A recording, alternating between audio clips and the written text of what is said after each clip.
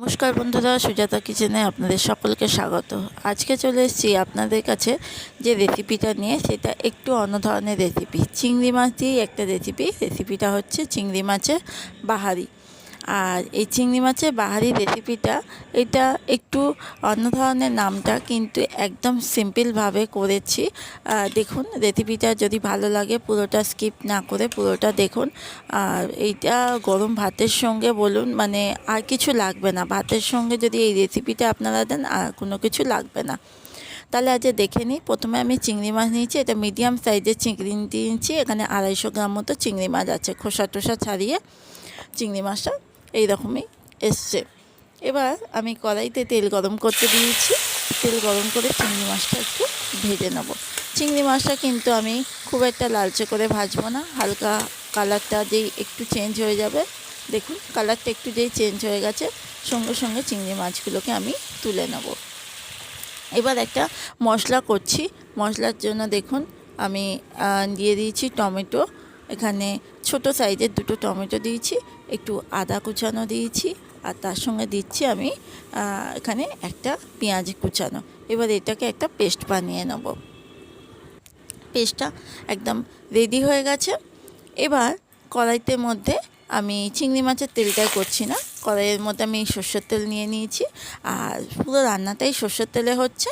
কড়াইয়ের মধ্যে তেজপাতা দিয়েছি, তার সঙ্গে শুকনো লঙ্কা আর গোটা গরম মশলা দিয়েছি। গোটা গরম মশলার মধ্যে আমি লবঙ্গ দিইনি, এখানে এলাচ আর দারচিনি দিয়েছি, আর তার সঙ্গে দিয়েছি 1/2 চামচ গোটা জিরে। এবার সমস্ত মশলাগুলো লো ফ্লেমে করে একটু ভেজে নেবো ভালো করে। সুন্দর একটা যখন গন্ধ বেরোবে, তখন একটা পেঁয়াজ কুচানো এর মধ্যে দিয়ে দিচ্ছি। যেহেতু পেঁয়াজ ওখানে আমি পেস্ট দেবো, ওই জন্য পেঁয়াজটা খুব বেশি পরিমাণে দিইনি, মোটামুটি একটা মিডিয়াম সাইজের পেঁয়াজ দিয়েছি। পেঁয়াজটা বেশ একটু কালারটা চেঞ্জ হয়ে যাবে হালকা হালকা, তখন পেঁয়াজটা যেই দেখুন আস্তে আস্তে কালারটা যদি চেঞ্জ হয়ে যাচ্ছে, সুন্দর একটা কালার চলে আসছে, তখন আমি এর মধ্যে দিয়ে দিচ্ছি যে পেস্ট করেছিলাম আদা আর টমেটো পেঁয়াজের, সেই পেস্টটা আমি দিয়ে দিচ্ছি। আপনারা চাইলে কাঁচা লঙ্কা দিতে পারেন। আর আমি এখানে রসুনটা দিচ্ছি না। রসুনটা দিলে কি হয়, চিংড়ি মাছের গন্ধটা থাকে না, ওই জন্য রসুন ছাড়াই আমি করছি রেসিপিটা।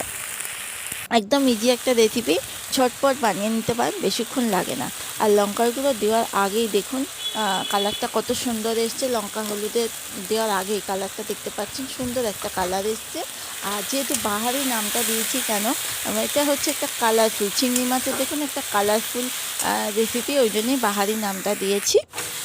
এবার বেশ সুন্দর এটা কষাতে হবে, মিডিয়াম টু লো ফ্লেমে সুন্দর করে কষিয়ে নিচ্ছি। কষাতে কষাতে সুন্দর যেমনি একটা স্মেলও বেরোতে শুরু করে দিয়েছে, আর সঙ্গে সঙ্গে তেলও ছাড়তে শুরু করে দিয়েছে। যতক্ষণ পর্যন্ত তেল না ছাড়ছে, একটু ভালো করে কষিয়ে যাচ্ছি। দেখুন কষানোটা প্রায় হয়ে এসছে। সুন্দরভাবে কষানোটা যখন হয়ে যাবে, তখনই আমি ভেজে রাখা চিংড়ি মাছগুলোকে এর মধ্যে দিয়ে দেবো। আর এটা কড়াইয়ে খুব এটা 10 থেকে 15 মিনিটের মধ্যে কিন্তু রেসিপিটা হয়ে যাবে। ঝটপট বাড়িতে চিংড়ি মাছ থাকলে ঝটপট এই রেসিপিটা রান্না করে গরম ভাতের সঙ্গে পরিবেশন করতে পারবেন। এবার আমি একটু ওই মিক্সির যে মশলা করেছিলাম, তার মধ্যে একটু জল দিয়ে, অল্প একটু জল দিলাম। এবার জল দিয়ে অন্তত 2 থেকে 3 মিনিট ফোটাবো। এটা ঢাকা না দিলেই হয়, কারণ মশলাটা আমার খুব ভালো করে কষানো হয়ে গেছে, আর চিংড়ি মাছটা ভাজা যখন বেশ ভালো ফুটতে শুরু করেছে, দেখুন আর গ্রেভিটা খুব সুন্দর হয়ে যাচ্ছে, সুন্দর একটা গ্রেভি হয়ে গেছে। এবার এতে আমি কিন্তু লাস্টে গরম মশলার গুঁড়ো দিচ্ছি না। গরম মশলার গুঁড়োটা দিচ্ছি না, কারণ গরম মশলাটা ফোড়নে দিয়েছি, আর যদি গরম মশলার গুঁড়োটা দিই, তখন চিংড়ি মাছের টেস্টটা বদলে যাবে। ওই জন্য রসুন আর গরম মশলার গুঁড়োটা আমি অ্যাভয়েড করেছি। যদি ভালো লাগে রেসিপিটা, অবশ্যই একটা লাইক সাবস্ক্রাইব করে পাশে থাকবেন, আর কেমন লাগলো একটু জানাবেন। ধন্যবাদ।